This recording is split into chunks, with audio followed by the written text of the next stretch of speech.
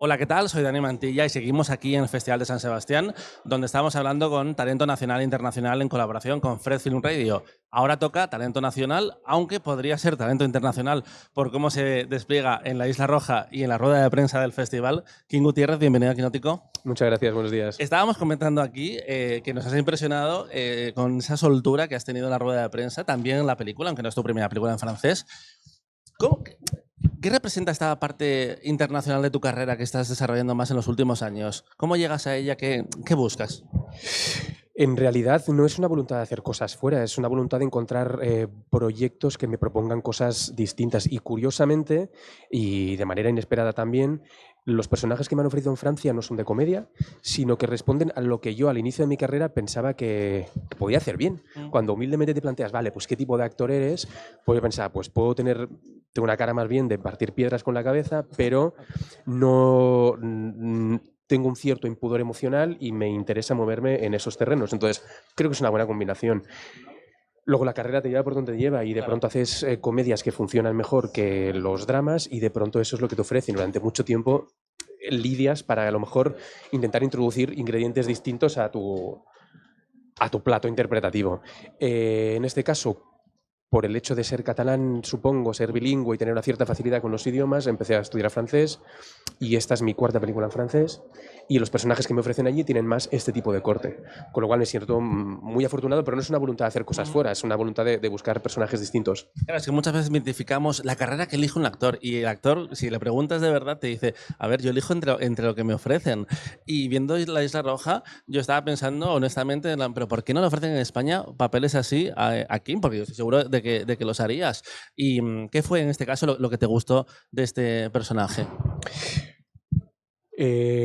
Para mí el personaje que me cautivó fue Gauvin. Tuvimos un encuentro en el otoño de 2019 cuando yo estaba rodando precisamente Madeleine Collins con Virginia Efira, que es muy amiga de Marie-Ange Luciani, productora de La Isla Roja, y estaba buscando un actor con rasgos latinos y nos reunimos. Y en esa reunión lo que me contó el personaje me pareció contradictorio, complejo, muy poco común. Me dio la sensación que se daba la libertad de no tener certidumbres, plantear muchas dudas y al mismo tiempo empezó a llenarme la cabeza con ese universo que da lugar, que se concreta en la película, ¿no? El universo del final del colonialismo, de una familia muy particular, muy reconocible al mismo tiempo. Y sobre todo fue la cabeza de Gauvin lo que me fascinó. Yo no había leído el guión en ese momento, pero la explicación del personaje, la historia del personaje, me atrajo muchísimo. Además, él venía también de experimentar con un actor hispanohablante, con Nahuel, en 120 pulsaciones por Sí. minuto, y claro, tenía que ser muy tentador eso. Sí, sí, además había visto hacía muy poco las pulsaciones y era muy impresionante. Realmente hay momentos en la carrera que son como muy espectaculares, ¿no? Rodando Madeleine Collins ese otoño vi 120 latidos. Ya cuando sabía que había la posibilidad de reunirse con Roman, vi la peli, me reuní con él, la peli me voló la cabeza, me pareció increíble, también por esa libertad que él mismo se concede a la hora de rodar. En 120 latidos yo me tiré 15 minutos sin poder definir exactamente la película de qué iba. O sea, ¿de qué va? ¿De esta pareja? ¿Va del SIDA? No, va estrictamente de esta asociación y lo que significó en la vida de ellos, ¿no? Esta indefinición voluntaria que permite lecturas distintas y me parece un ejercicio de libertad brutal y estar reunido con él en ese café hablando de esto, con un tío con esa cabeza que te empieza a contar la historia de su familia y de alguna forma te dice que bueno, que después de un proceso largo de casting a lo mejor voy a hacer un casting para hacer a alguien que está inspirado en su padre, me pareció bizarrísimo y un ejercicio de fortuna espectacular.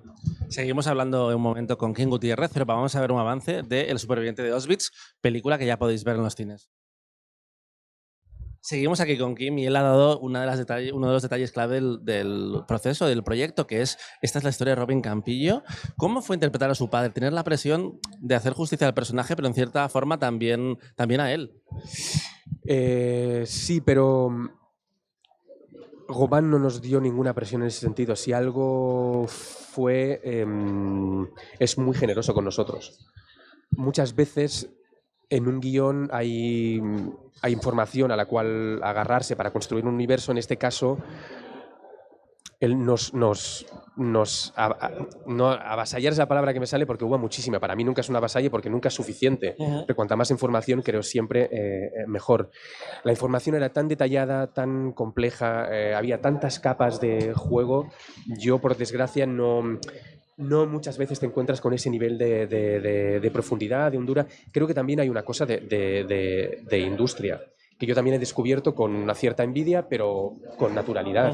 La industria francesa hay mucho de todo. Hay comedias buenas, comedias muy malas, y luego hay un espacio que creo que es el que nos falta a nosotros, de una franja media de películas de autor sin complejos, en el cual no hay cortapisas al drama, la complejidad a aquello que el espectador a lo mejor no entiende de entrada. Hay un ejercicio intelectual de construcción de historia, y eso no siempre ocurre porque es muy difícil en España conseguir un mercado para eso. Creo que existe, pero son años de educación, ¿no? Y en esta peli sentías muy bien eso. Un director que se da la libertad para hacer cosas que normalmente pues a uno no se le permite hacer. Claro. Además, viendo la película, tiene como cierto aire literario, no en los diálogos, pero sí en la construcción del relato. Me da la sensación casi como estar viendo un libro en pantalla. El guión era un espectáculo. O sea, yo aprendí más francés con esta película que en todos los años que llevaba estudiando. Y con la coach de francés que tuve, Valérie Drouot, una coach, una tía muy culta en lo vocal, en el propio aparato fonador y además en el francés. Estudié gramática con ese guión y sin llegar a poder ver todo lo brillante que es, me dio la sensación de que era un espectáculo. Ya en la escritura, ¿no? O sea, encontrar lirismo al mismo tiempo de precisión en lo que tienen que hacer los personajes es muy complejo. También había una cosa, yo creía que tenía que preparar este personaje no tanto para decir determinadas cosas, sino para generar un carácter, porque habría muchos momentos donde estaríamos en segundo plano. Eso es lo que me da sensación, ¿no? Muchas secuencias de grupo.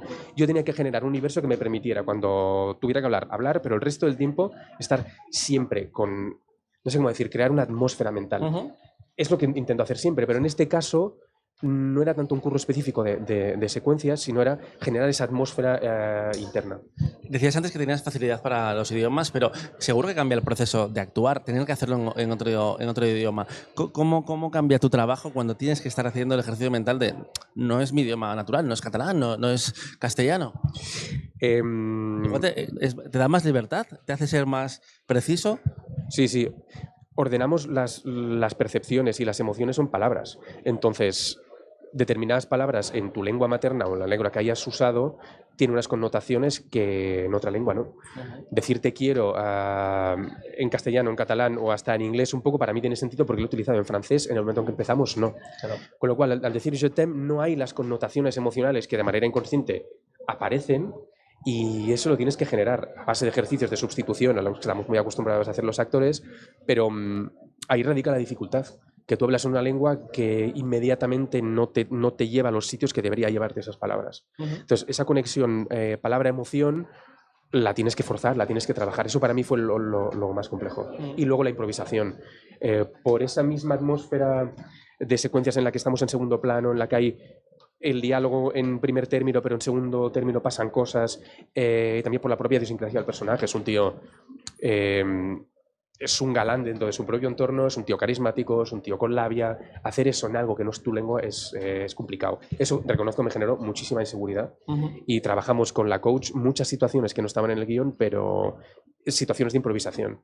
Son ejercicios bastante chorras, pero yo le decía, vale, entonces aquí, si yo quisiera decir esto en castellano, tal, o sea, esta situación en francés, porque claro, hay cosas que te parecen muy obvias en castellano de sentido del humor. Es súper difícil improvisar en sentido del humor en otra lengua que no es la tuya. Sí, es muy difícil ser divertido en otro...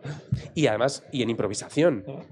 Entonces ese fue el ejercicio que hicimos, ¿no? De llenar de cosas que no están en el guión, pero que yo tenía una batería en cada secuencia de palabras y cosas que a mí me hacían gracia, pero que habíamos tenido como que traducir y afrancesar.